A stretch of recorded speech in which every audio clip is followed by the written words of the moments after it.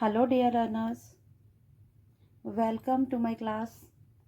Today, we will learn about fundamental duties. Bharat के प्रत्येक नागरिक का कर्तव्य। फंडामेंटल ड्यूटीज़ क्या होती हैं? हाँ, भारत में रहने वाले हर व्यक्ति, हर भारतवासी के लिए कुछ ड्यूटीज़ जैसे फंडामेंटल राइट्स दिए गए हैं, वैसे ही हमारी कुछ ड्यूटीज़ हैं जो कि हमें पे करना चाहिए। चलिए, ये हर व्यक्ति को करना है। ये अपन पढ़ लिए। To abide by the constitution and respect its ideals and institutions, the national flag and the national anthem. संविधान का पालन करना और उसके आदर्शों, संस्थाओं, राष्ट्रध्वज एंड राष्ट्रगान का सम्मान करना, ये हमारी फर्स्ट ड्यूटी है। Next, to cherish and follow the noble ideals which inspired our national struggle for freedom.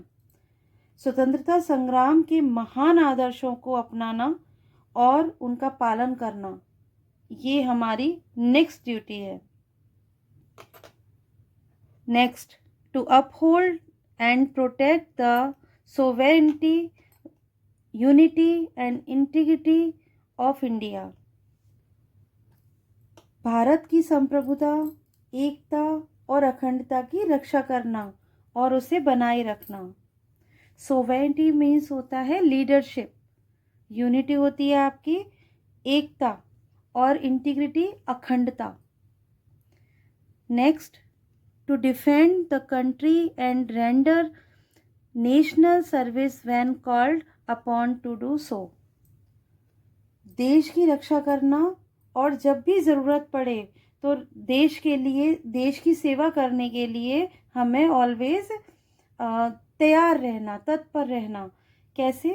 जैसे जब हमारा सेकेंड वर्ल्ड वॉर हुआ था तो कुछ ऐसी इमरजेंसी आ गई थी और इतना ज़्यादा ह्यूमन लॉसेस हुए थे कि उस टाइम पर जो हमारी आर्मीज़ थी, जो हमारी मिलिट्री और अदर फोर्सेस थी, उसमें ह्यूमन बीइंग्स की कमी आ गई थी। तो नॉर्मल ये जो कॉमन पीपल थे उनके पास न्यूज़ आई थी कि आपके यहाँ से जो भी व्यक्ति सेकेंड वर्ल्ड वॉर में लड़ने जाना चाहे वो जा सकता है। तो पहले तो यही आया था, लेकिन बाद में ये था हर घर से एक जेंट्स जाएगा।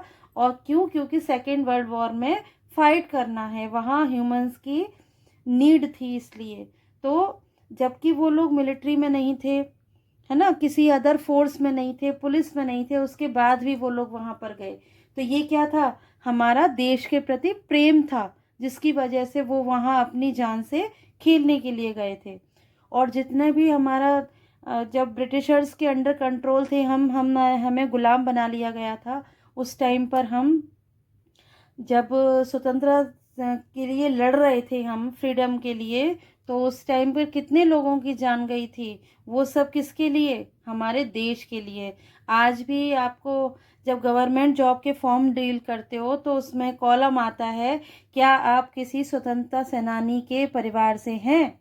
अगर हैं तो आपको कुछ बेनिफिट्स दिए जाएंगे। ठीक है, तो ये क्या है? हमारी देशभक्ति को रिप्रेजेंट करता है।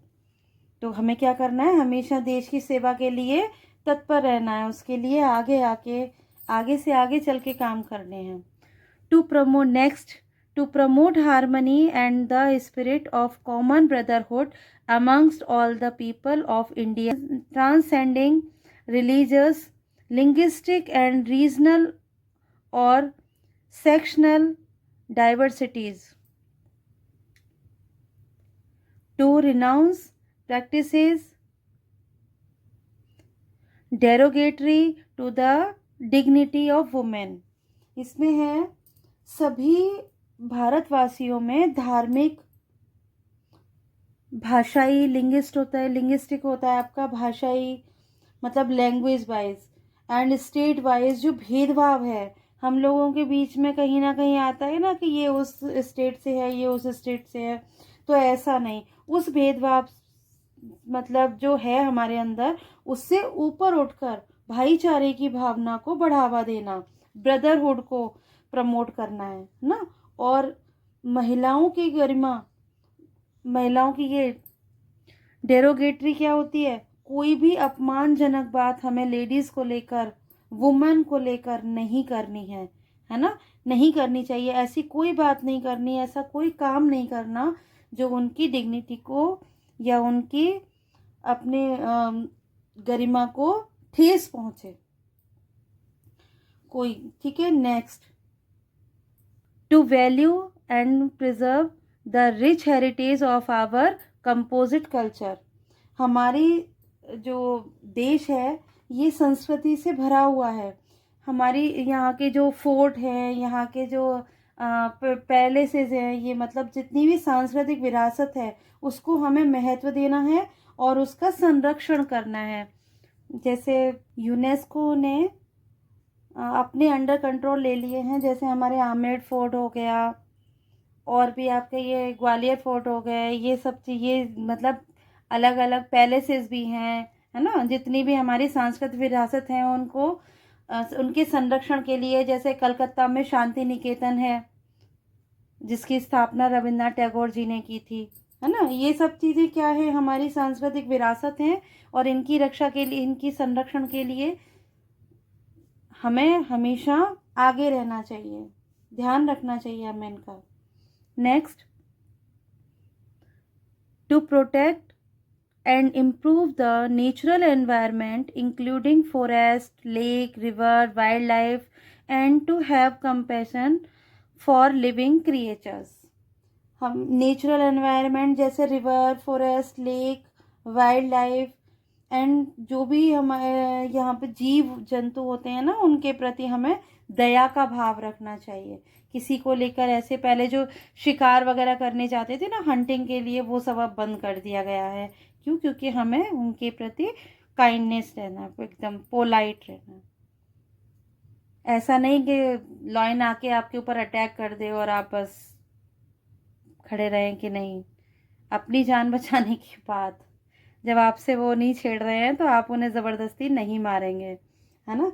नेक्स्ट चलिए, to develop the scientific temper, humanism and the spirit of inquiry and reform. वैज्ञानिक सोच, ये जो साइंटिफिक थॉट है हमारे अंदर, है ना, मानवता और सुधार की भावना को बढ़ावा देना है। ये ह्यूमनिज्म, मानवता, हमें हमेशा देश को कैसे आगे ले जाएं इस बारे में सोचते रहना चाहिए और उसके ऊपर आगे काम करना चाहिए। To safeguard public property and to observe violence. सार्वजनिक संपत्ति जो होती है, सार्वजनिक संपत्ति की रक्षा करना और हिंसा से दूर रहना। फालतू के झगड़े, लड़ाई, रोड पर झगड़ा, रोड पर ये तोड़ फोड़ जो हो जाती है, आगजनी कर देते हैं, गाड़ी में आगे लगा देते हैं, बहुत सारे लोग मर जाते हैं उसमें, है ना? ऐसा कोई पब्लिक में जाके कोई झगड़े वगड़े नहीं करने हैं।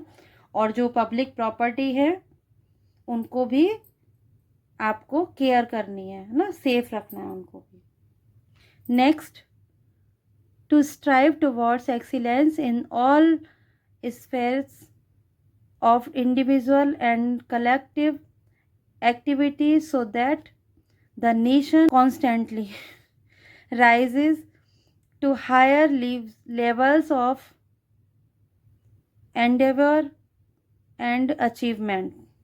इसमें आपको क्या करना है?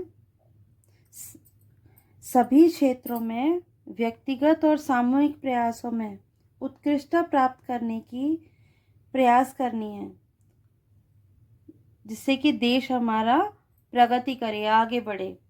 देखिए, हमारे अंदर अगर कोई भी टैलेंट है, जैसे आपके क्रिकेटर्स होते हैं, वो क्रिकेट खेलने में अच्छे हैं, किसी को कोई चेस प्लेयर है, किसी को भाला फेंकने में नीरज, आपको उसको जानते हो, है ना, उन्होंने किया था, कोई बॉक्सिंग में आगे है। तो इन सब के गेम्स और अलग अलग जो कंपटीशंस होते हैं उनके थ्रू जब हम किसी गेम को विन करते हैं और उसके बाद में फिर मेडल्स वगैरह लेकर आते हैं, नेशनल होते हैं, उसके बाद में फिर इंटरनेशनल। तो जब अदर कंट्रीज़ के बीच में हमारा देश जीतता है, हमारा देश विनर बनता है, तो उससे बहुत हमारे देश को भी एक इज्जत भरी नज़रों से देखा जाता है।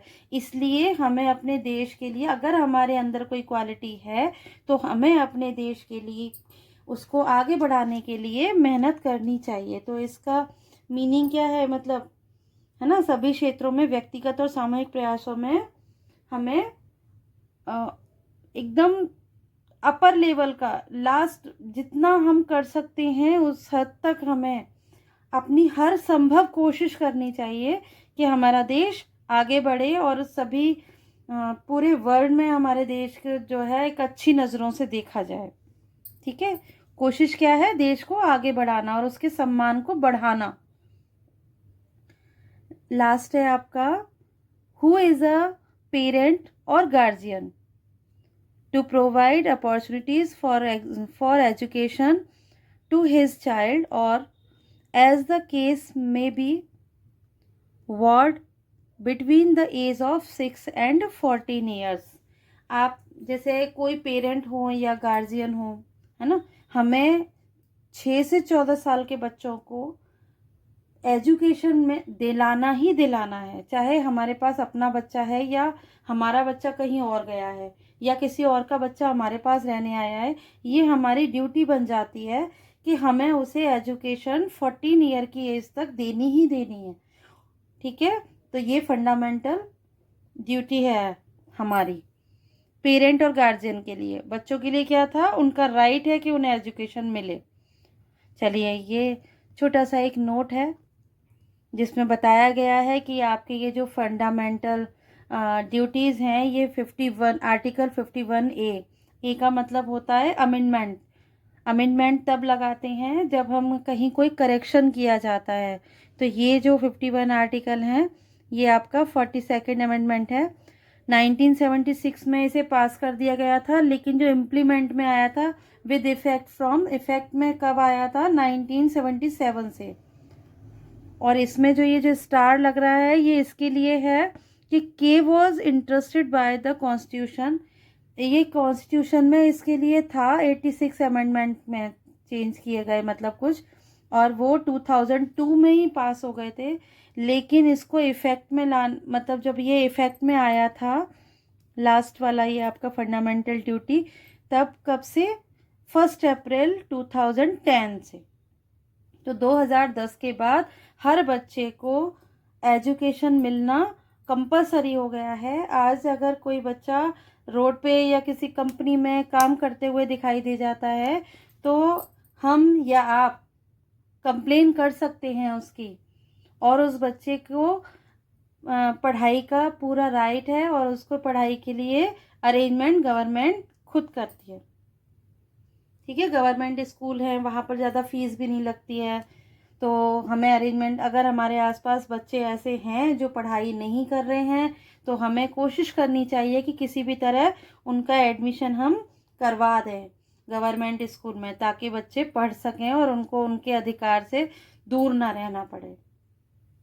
चलिए, आपको बताना है, मैंने आपको बोला है, एक क्वेश्चन दिया है वीडियो के बीच में, जो कि आप सुनेंगे देखेंगे तो शायद आप मुझे आंसर कर पाएंगे।